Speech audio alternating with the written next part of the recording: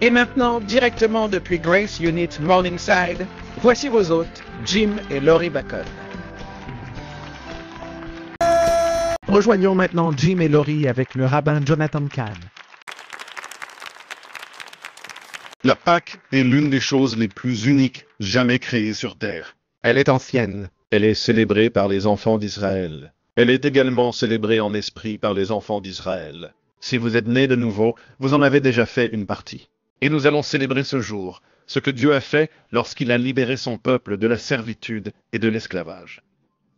Mais nous allons également célébrer ce qu'il a fait lorsqu'il a accompli cela il y a 2000 ans, lorsque le Messie nous a libérés de la servitude et de l'esclavage. Ainsi, chaque croyant né de nouveau a un lien avec la Pâque. Nous allons célébrer notre propre salut parce que Dieu a mis cela en place pour nous parler et nous le rappeler. Il a dit aux Israélites, « N'oubliez jamais de quoi je vous ai fait sortir. N'oubliez jamais l'Égypte dont je vous ai sauvés. » Et il nous dit, à nous qui sommes nés de nouveau, « N'oubliez jamais d'où je vous ai fait sortir. N'oubliez jamais toutes les bénédictions que je vous ai données. N'oubliez jamais pour ne pas regarder en arrière. Vous me rendrez grâce pour toujours, et vous prospérerez dans la terre promise. » De la façon dont cela se passerait, il faut imaginer que nous retournons à Jérusalem et que c'était il y a 2000 ans. Le soleil se couche au printemps et les lampes à huile s'allument comme vous les avez allumées. Imaginez que vous êtes dans la chambre haute et qu'un son sort du temple de Jérusalem pour signaler que la Pâque commence. Ainsi, lorsque le Messie était là dans la chambre haute, ils pouvaient tous entendre le son du temple comme le ferait le prêtre à la trompette au coin du temple. C'est le moment où maintenant tout ce que nous faisons est sacré en présence de Dieu.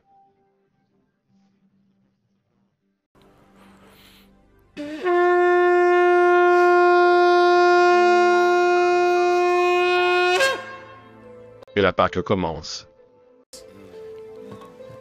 Nous venons en sa présence, et je veux que vous le fassiez vraiment, plus que tout ce qui arrive aujourd'hui.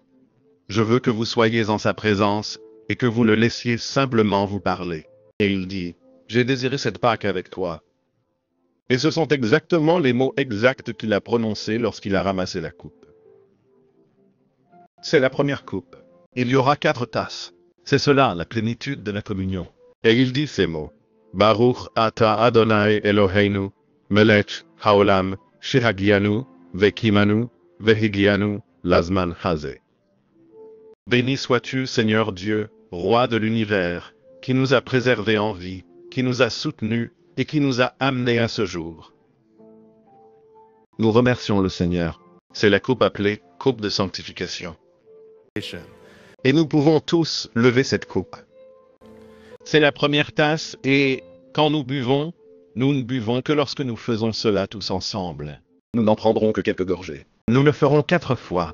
C'est donc le premier. Il est dit dans Luc 22. Après avoir pris une coupe et rendu grâce, il dit, « Prenez-la et partagez-la entre vous. » C'est l'ouverture de la Pâque, la première coupe appelée coupe de sanctification. Et il a dit que ce sont ses paroles exactes. Il a dit ceci. Baruch ata Adonai Eloheinu melech haolam borei perei hadafin. Béni sois-tu, Seigneur notre Dieu, Roi de l'univers, qui crée le fruit de la vigne, et nous participons à la première coupe.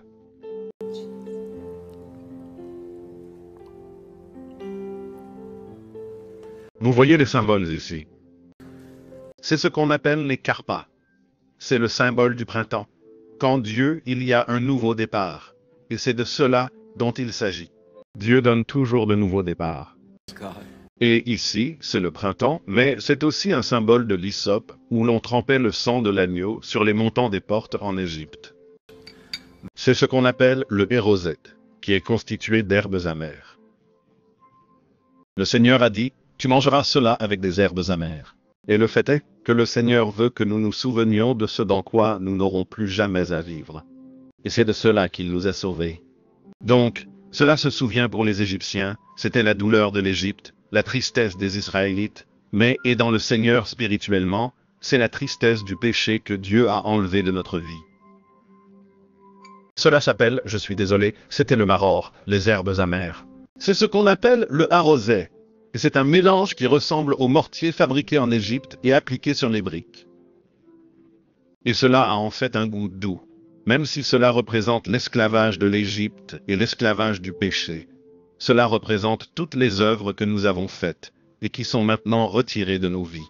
Et puis nous avons ceci, c'est l'eau salée, qui représente les larmes de l'Égypte et les larmes du péché que le Seigneur transforme en joie à la fin. Et cela s'appelle Betsa, qui est l'œuf, et cela représente la naissance de nouveau, une nouvelle naissance. Dans un sens, Israël est né de nouveau, et tout l'Israël de Dieu est né de nouveau lorsque vous venez au Messie. Et puis c'est une sorte de mystère, c'est ce qu'on appelle le zéroa. Et puis nous avons la matzah. Et c'est le symbole du pain sans levain, symbole du pain qui a été pris lorsque les Hébreux sont sortis d'Égypte. Et ceci est le pain de la rédemption. C'est aussi le pain qui ne contient pas de levure, c'est donc un symbole qu'il n'y a pas de péché dans ce pain. C'est du pain pur, le pain de la rédemption.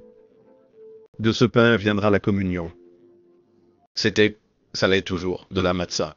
Et puis vous avez le fruit de la vigne. Et cela représente le sang de l'agneau. Il représente aussi le vin nouveau de la joie de Dieu, la vie et les bénédictions. Tout cela est réuni, et le sang du Messie comme accomplissement, la coupe de la nouvelle alliance. C'est la coupe d'Élie, et c'est parce que, oui, si vous voulez la soulever, c'est la coupe d'Élie, et c'est symbolique. Nous y reviendrons en abordant la deuxième partie, que la Pâque parle aussi du futur et de ce qui reste à venir. Et la Bible dit que le Messie ne viendra pas tant qu'Élie n'aura pas préparé le chemin. Cela veut dire que la Pâque concerne aussi, en fin de compte, la venue du Messie. Et maintenant, quel est le sens de l'histoire? Le sens de Dieu, ce qu'il a dit dans nos vies, c'est très clairement cela. Chacun de nous a été créé dans la promesse de Dieu, d'être un enfant de Dieu, dans les desseins de Dieu. Dieu a un but et un plan. Mais nous sommes tous tombés. Nous avons tous grandi d'une manière ou d'une autre, ou la plupart d'entre nous, séparés de Dieu. Et puis Dieu a entendu notre cri. Et Dieu a envoyé dans ce monde un Rédempteur né comme un enfant, que l'espérance de ce monde et ce Rédempteur est aussi l'agneau de Dieu, l'agneau de la Pâque.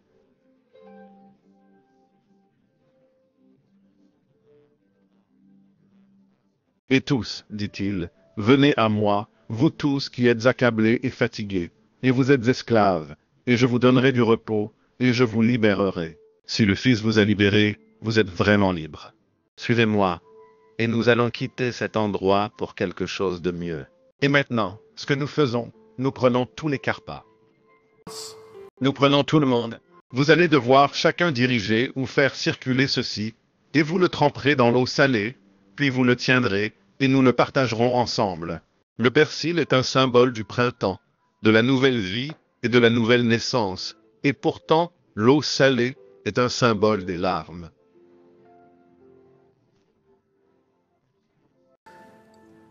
Et donc, dans un instant, nous allons partager ensemble, et il n'y a rien de tel que ce goût, parce que c'est le goût des larmes, mais c'est aussi le goût de l'espoir et de la vie, et le verre est une vie nouvelle. Et donc ici, même souvent, comme c'est un symbole de la vie au printemps, la nouvelle naissance vient souvent des larmes. Et même dans notre vie, une nouvelle vie et des bénédictions viennent même des larmes en Dieu. Nous voulons donc relever ce défi tout en le tenant entre nos mains. Et même en cela, il y a une bénédiction. Baruch ata Adonai Eloheinu melech haolam, borei peri haadama. Béni sois-tu, Seigneur Dieu, roi de l'univers, créateur du fruit de la terre. Et maintenant, en nous souvenant de tout cela dans notre vie, nous y participons.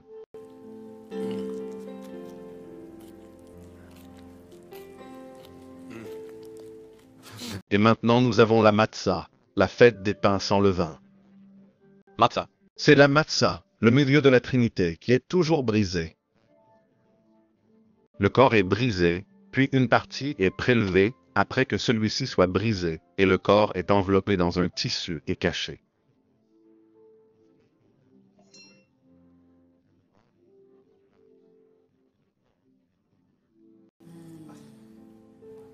Et cela s'appelle l'aphikomène, qui est celui-là, pour lequel il y a plusieurs interprétations, mais c'est un mystère ici que la Pâque, elle, est révélée à la fin. C'est caché. Maintenant, chacun là-bas, quel que soit le chef de la matzah, prends-la, il y a une assiette de matzah, 3 d'entre eux, prenez celle du milieu et cassez-la en 2. Et puis, si vous avez une serviette supplémentaire, enveloppez-la, cachez-la. Et donc, nous allons prendre ce pain, ce que vous avez, le pain qui reste, ainsi qu'un des autres morceaux, et le faire circuler.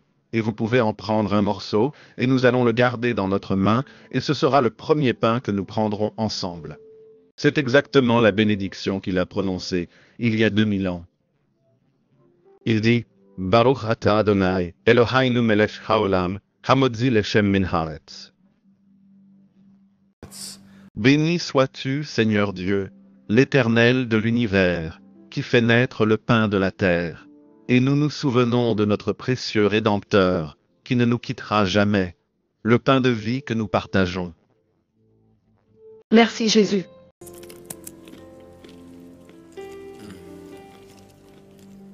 Et maintenant, passons à ce qu'on appelle le maror. Maror est les herbes amères. Maror signifie amertume. Et donc nous allons maintenant manger des herbes amères.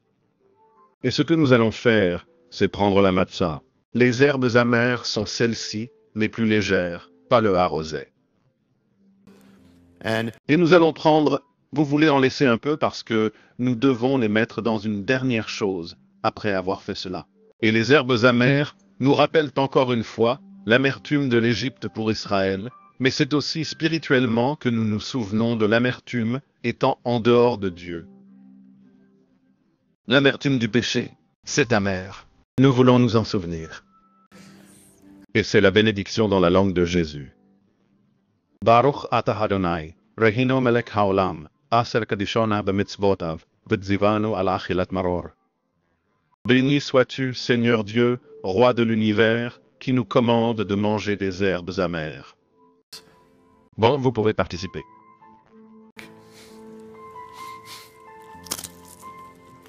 Mais ensuite nous partons et nous prenons l'autre matzah parce que maintenant nous allons avoir le haroset. Maintenant, le haroset, même s'il représente le mortier de l'Égypte, n'a pas mauvais goût. En fait, il a un goût sucré. Et donc en fait, même dans... Cela est représentatif de l'esclavage de l'Égypte et aussi des œuvres de l'ancienne vie. Et maintenant, il n'y a pas de bénédiction hébraïque pour cela. Nous participons simplement et nous nous souvenons.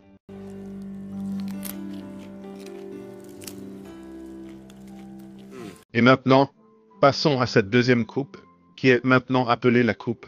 Elle devient la coupe du jugement. Et cela représente le prix de la Pâque. Et ce que nous allons faire, c'est prendre d'abord la coupe. Avant d'en boire, vous avez tous une assiette, et nous allons tremper. C'est la tradition de la Pâque que nous allons faire. Chaque plaie au jugement.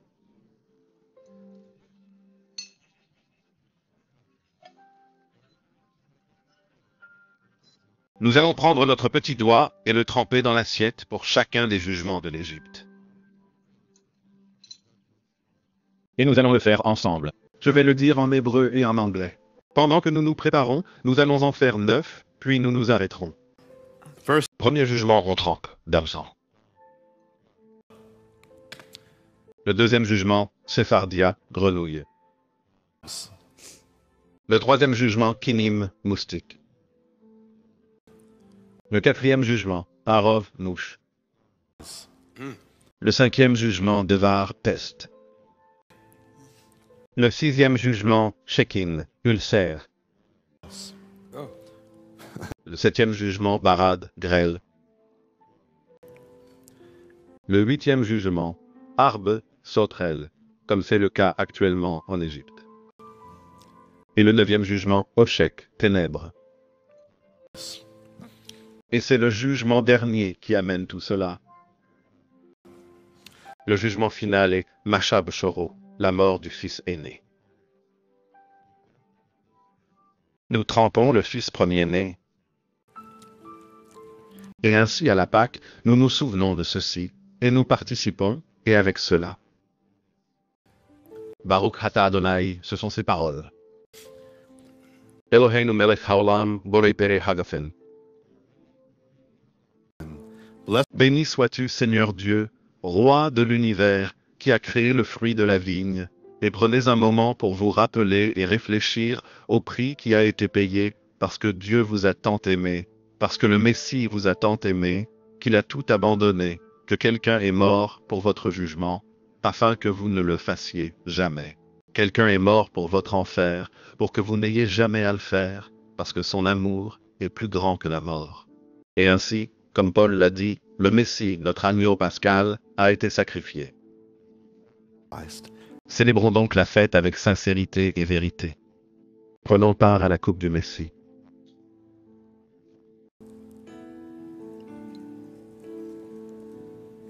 Nous allons faire quelque chose de très spécial. Et ce qui s'est passé lors de la Pâque, c'est qu'après avoir pris la première partie du repas, ce qui s'est passé, c'est que le Seigneur s'est levé et a fait quelque chose.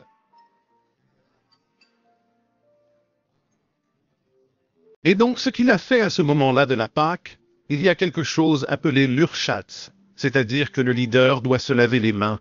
Il se lave symboliquement les mains. Mais le Messie a fait quelque chose de différent. Il s'est levé. Il est dit que, sachant que le Père avait remis toutes choses entre ses mains, qu'il sortait de Dieu et retournait à Dieu, il se leva du souper, déposa ses vêtements, prit une serviette, se ceignit. Environ, puis il versa de l'eau dans le bassin. Il vint vers Simon-Pierre, et Simon-Pierre dit, « Seigneur, est-ce que tu me laves les pieds ?» Et Yeshua Jésus a dit ce que je fais. Tu ne te rends pas compte maintenant, mais tu comprendras plus tard. Pierre a dit, « Tu ne me laveras jamais les pieds. » Yeshua a répondu, « Que si je ne te lave pas, tu n'as aucune part en moi. » Il y a presque une humilité à se faire laver. Et donc nous allons faire quelque chose pendant que nous nous préparons pour le repas du Seigneur. À vos tables, vous avez tous des serviettes et vous devriez avoir de l'eau. Lavez-vous les mains. Lavez la main de votre voisin de manière symbolique.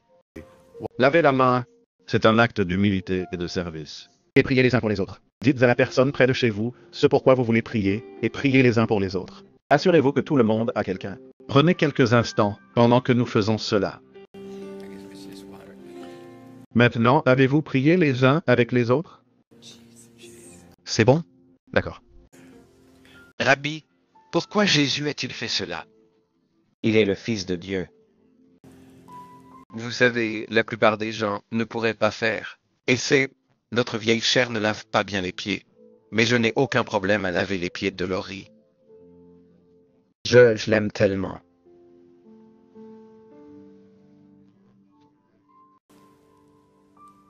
Jésus disait, « Je t'aime. » Mais pourquoi pensez-vous? Sommes-nous toujours censés accomplir cet acte conformément aux Écritures, pensez-vous? Bien sûr. Pas comme une loi, mais avec notre cœur, oui. Il l'a fait parce que c'est tout ce qu'il faisait. Toute sa venue ici était une humiliation. Pour que nous puissions vivre, nous vivons. Pour qu'il vive, il s'abaissait. Il s'humiliait pour nous sauver. Il sautait à l'eau en tant que sauveteur pour nous sauver. Donc tout ce qui concerne Dieu, c'est qu'il s'humilie. Vous savez, c'est lui. Il est le plus haut. Donc tout ce qu'il peut faire, c'est s'humilier. Il ne peut pas aller plus haut. Il s'humilie. Donc son acte ici essaie de nous montrer, maintenant que je vous aime de la même manière, aimez-vous les uns les autres. Pendant que je vous sers, je suis le Fils de Dieu. Si je suis le Tout-Puissant et que je vous sers, alors faites de même. Vivez comme j'ai vécu. Ne vous battez pas. Bénissez-vous les uns les autres. Soyez humbles. Vous savez, toute la partie du mystère de la Bible, c'est Dieu et il est amour. Vous savez pour quelle raison il a fait quoi que ce soit? En fin de compte, à cause de l'amour. Et c'est pourquoi il continue de nous surprendre. C'est pourquoi notre état doit être « Wahou Seigneur ». Je veux dire, ceux qui connaissent Dieu sont ceux qui disent le plus « Wahou mon Dieu, Wahou mon Dieu ». Vous restez dans un état « Wahou Dieu ». Vous allez être bénis toute votre vie parce que c'est ce qu'est Dieu. Il nous surprend toujours, et nous ne pourrons jamais résoudre ce mystère. Il aime parce que c'est ce qu'il est. Il nous aime. Et c'est ainsi qu'il fait toutes ces choses. Voilà à quel point il est bon. Et quand nous marchons ainsi, cela nous enlève des fardeaux. Quand nous disons, écoutez, nous sommes ici juste pour servir et juste pour bénir. Bon, eh bien maintenant, je ne peux pas penser à une meilleure préparation. Nous y sommes maintenant, et nous approchons de la dernière partie, c'est-à-dire que nous allons prendre part à la scène du Seigneur. C'est la partie centrale. C'est la troisième coupe à laquelle nous allons prendre part, qui est appelée la coupe de la rédemption. Et c'est celle qu'il a soulevée à ce moment-là. Mais avant cela, il y a encore un morceau de pain. Et c'est le pain caché, qu'on appelait l'aphicomène. Et c'est celui dont nous nous souvenons qu'il a été brisé, caché et enveloppé. Eh bien, ça s'appelle aphicomène. C'est un mot grec. Et presque aucun juif ne sait vraiment ce que cela signifie. Certains disent que cela signifie le plat d'après parce qu'il vient après que vous ayez mangé. Mais cela peut aussi signifier en grec celui qui vient. Et donc, en fin de compte, rien ne peut continuer jusqu'à son retour. Et donc nous prenons maintenant, peu importe où vous le placez, retirez l'aphicomime, qui est l'emballage, et bien sûr, nous savons aussi que le Messie n'est pas resté enveloppé. Il est sorti. Et la deuxième partie est, il y a de l'espoir, de la joie et de la bénédiction. Et donc ça c'est l'aphicomène, lui. Et nous allons maintenant le faire. Tout le monde en prend un morceau. Au fur et à mesure que nous prenons cela ensemble, vous pouvez le diviser et le transmettre dans les deux sens. Et tout le monde en prend un morceau. Et ce pain maintenant représente, mais nous n'allons pas encore le manger, nous le mangerons dans un instant. Mais cela représente sa vie et je suis servi autant que n'importe qui. En réalité, je ressens simplement la présence de Dieu et la beauté de Dieu. Et juste rendre grâce à Dieu, c'est ce qu'il veut. Rendre grâce, il faudra tellement d'autres choses. Tant d'autres choses seront résolues si nous le mettons en premier. Revenez-y. Et c'est de cela dont il s'agit. C'est pourquoi le Seigneur a dit, revenez sans cesse à votre salut. Ne vous en éloignez jamais. Vous n'en échapperez jamais. Et si vous y restez, vous grandirez toujours. Il ne faut jamais perdre ce Wahou Dieu, Seigneur, cette grâce étonnante qui a sauvé un malheureux comme moi. Et alors il prit ceci. Et c'est à ce moment-là qu'il dit, et c'est pendant qu'il mangeait, que Yeshua, Jésus prit du pain, et le bénit, puis il le rompit, et le donna à ses disciples. Et c'est là qu'il a dit, je suis le pain de vie. Et le pain de vie signifie que nous ne disons pas simplement que nous croyons en Jésus. Il est notre pain. Ce qui signifie que nous vivons de lui. Ce qui signifie qu'il est notre joie. Il est notre subsistance. Et plus nous le faisons ainsi, plus nous serons bénis. Et donc, nous devons faire de lui à nouveau notre joie et notre vie et notre plaisir, dont nous avons hâte à chaque instant. C'est de cela qu'il s'agit, et il bénira. Et ainsi, le pain de nos vies, nous le soulevons, et avant de prendre part à cela, juste en sa présence, tout ce dont vous avez besoin, vous devez dire quelque chose à Dieu, faites-le. Et rendre simplement grâce à Dieu. Nous te remercions, Dieu. Nous te remercions, Jésus. Alléluia. Nous t'aimons, Dieu. Juste pour remercier. Oui, Seigneur. Alléluia. Nous te louons simplement, Seigneur, et te remercions pour toutes les bénédictions, Seigneur. Sans toi, nous ne serions nulle part. Mais avec toi, tu as tout fait. Et nous te louons, Seigneur. Tu es merveilleux. Il n'est question que de toi. Tu es merveilleux. Et nous voulons juste que nos vies te louent, te glorifient et marchent dans ta douce présence. Agneau Pascal, Messie, Jésus. Et il a dit, ceci mon corps. Je suis le pain de vie qui descend du ciel et donne sa vie au monde. Celui qui mange de ce pain n'aura pas faim. Je suis le pain de vie, le corps qui vous est donné, brisé comme la matzah de Pâques, pur et le pain de nos vies. Nous rendons grâce à celui qui est tout, lorsque nous participons. Et il dit ces mots. Baruch ata Adonai Eloheinu melech haolam, hamotzi leshem min haaretz, béni sois-tu Seigneur Dieu, roi de l'univers, qui donne naissance au pain de la terre. Et ainsi il dit, participez tous. Et puis, il a pris une tasse.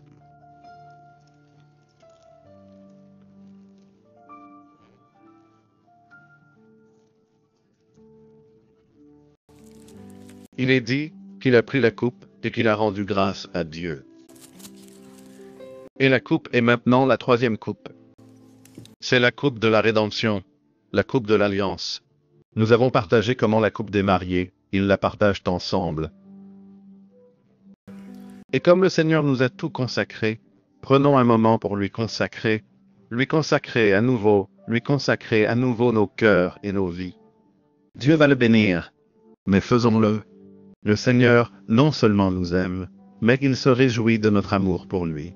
Alors prenons juste un moment devant le Seigneur, chacun de nous et tous ceux qui font cela à la maison, élevons cela vers le Seigneur et, plus encore, reconsacrons nos vies et nos cœurs à notre premier amour.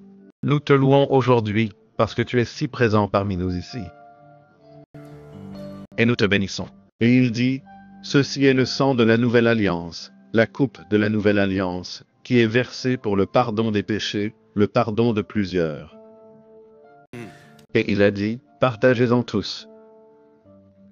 Et il dit, Baruch ata Adonai, Rehinu melech haolam, brei peri hagafen. Béni sois-tu, Seigneur Dieu, roi de l'univers. Crée le fruit de la vigne, alors que nous partageons ce qui représente la vie qui s'est déversée pour toi. Nous participons à la troisième coupe, la communion.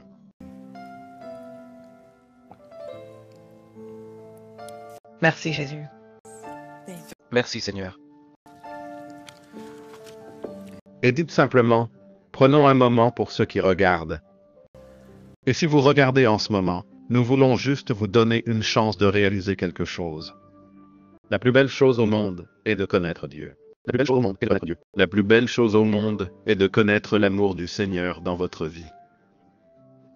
Peu importe que vous soyez catholique, protestant, juif, musulman, bouddhiste, athée, le pire pécheur du monde. Dieu vous aime et c'est de cela qu'il s'agit. Et si vous étiez le seul sur terre, il l'aurait fait. Il vous aime tellement qu'il a donné sa vie pour vous. Où que vous soyez, vous n'êtes pas seul. Et quoi que vous fassiez, ce n'est pas désespéré. Il est juste là. Il y a une porte, et il y a une main, et il y a le Seigneur.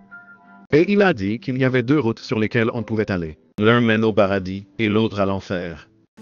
Et Dieu, son amour et sa volonté, n'est pas que vous périssiez, mais que vous soyez sauvés.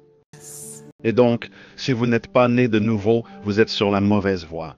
Vous faites fausse route. C'est le jugement éternel. C'est l'enfer.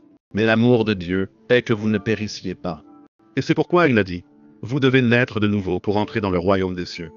Et ainsi, peu importe qui vous êtes, peu importe ce que vous êtes, Dieu vous appelle par votre nom là où vous êtes et vous dit, venez à moi maintenant, il est temps. Et peut-être que vous l'avez connu, mais vous avez été loin de lui. Il dit, revenez maintenant. Et c'est ainsi que le Seigneur vous appelle. Et c'est aussi simple que de revenir ou de dire oui à Dieu et de le suivre maintenant. Et donc si je vous le demandais, à quelle distance êtes-vous du jour du jugement? La réponse est un battement de cœur. Un seul battement de cœur vous sépare de cette journée. Et ce battement de cœur, prenez ce battement de cœur comme le coup de Dieu à la porte et en disant, ouvrez et je ne vous repousserai pas. Je ne vous refuserai pas, mais vous devez venir. Ne manquez pas votre moment. Vous ne l'aurez peut-être plus. C'est le temps du salut. Voilà de quoi il s'agit. Et donc maintenant Dieu appelle, et maintenant c'est très simple. Comment renaître? Cela peut arriver très simplement, avec une simple prière. Dites simplement oui au Seigneur. Oui à sa vocation. Et pour ceux qui l'ont connu mais qui sont tombés, dit-il, revenez. Je n'ai jamais abandonné. Répétez oui. Et ceux qui l'ont connu, mais il vous appelle vers des hauteurs, dites oui à son appel vers des hauteurs. Alors, nous allons prier ensemble. La Bible dit que si vous vous confessez de votre bouche et croyez dans votre cœur, vous serez sauvés. Oui. Alors faisons une simple prière, où que vous soyez, où que vous entendiez ou voyiez cela, priez simplement avec moi. Oui. Une simple prière. Vous pouvez le faire à voix basse, mais dites-le et pensez-le dans votre cœur, et Dieu viendra à votre secours. Prions maintenant. Répétez simplement après moi, et pensez sincèrement dans votre cœur de dire oui au Seigneur, de répondre à son appel dès maintenant. Après ces paroles, prions. Dieu Seigneur, Dieu Seigneur, je viens vers toi maintenant. Je viens vers toi maintenant. J'ouvre mon cœur et je dis oui. Fais comme tu veux dans ma vie. Merci de m'aimer. Merci d'avoir donné ta vie. Merci d'être mort pour mes péchés. Et merci d'être ressuscité pour que je puisse avoir une nouvelle vie. Pour que je puisse être purifié et pardonné. Je te reçois comme mon Seigneur, mon Sauveur. Je fais de toi le Seigneur de chaque partie de ma vie. Je te servirai de tout mon cœur. Je te suivrai de toute mon âme. J'irai où tu vas. Je me détourne de mes péchés. Et je me tourne vers la lumière. Je suis ton disciple maintenant. Et tu es mon Dieu. Remplis-moi, lave-moi, purifie-moi, rends-moi nouveau. Je suis à toi et tu es à moi. Et merci par ta promesse, je peux dire que je suis béni, je suis libre, je suis sauvé, je suis né de nouveau.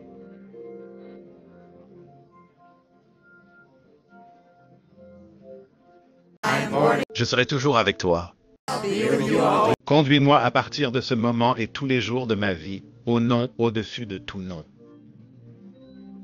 Le nom au-dessus de tout nom, le nom de mon Rédempteur, mon Messie, l'agneau pascal, Jésus, Yeshua, mon Sauveur.